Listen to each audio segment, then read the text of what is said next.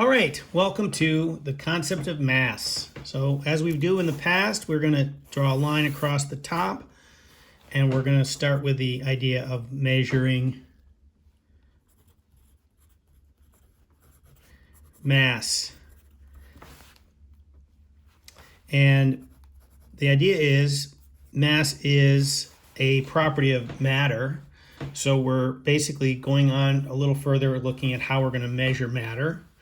So this is a new category, so we're going to make this notes number 5.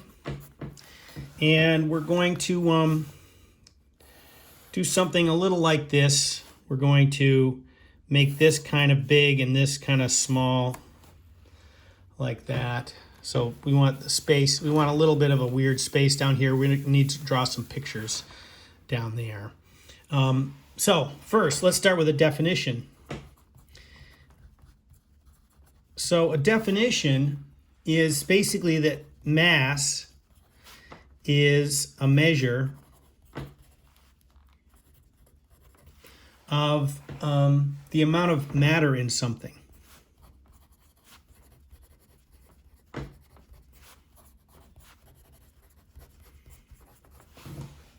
And the way we're eventually going to think about it is we're sort of counting how many particles this thing has in it. Now, we haven't really talked about particles, so we're going to not say much about that right now, but you want to imagine that matter is made of these little tiny bits of pieces, and we're sort of counting up how many particles there are in a particular piece of matter. So it's sort of a rough measure of that. Now, how do we do it? Okay.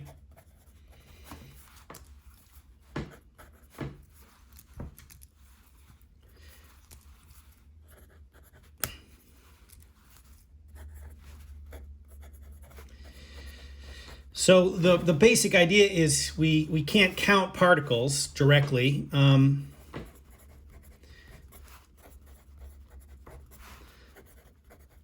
So what we do instead is what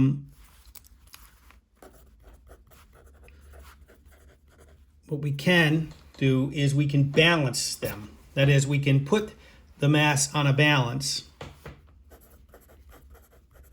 and we can balance the matter with a known mass, with something we agree on as a mass.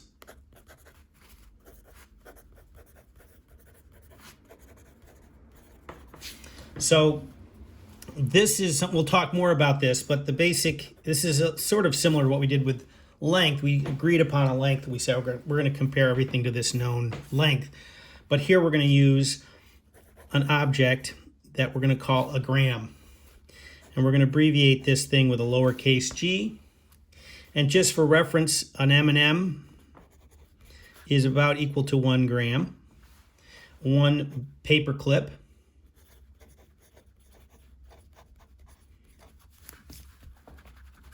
is about a half a gram.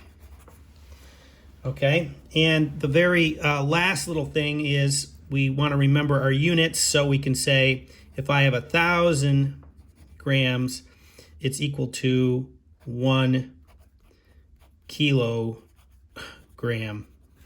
So even making this bigger, I ran out of space a little bit. So basically, we're measuring particles, or we can't measure particles, but what we can do is put it on a balance. So let's talk about the balance for a minute. There's 3 tools we're going to use to measure mass. One of them is this thing you created, which is double pan balance. So we're going to model that down here. We're going to put a beam across right in the middle of the beam. We're going to draw a little triangle like this. We can make it sort of have a base. And then we're going to draw a cup here and a cup here. And you guys are way better artists than I am. But the idea is just this is the balance you guys built. And it's called a double pan balance.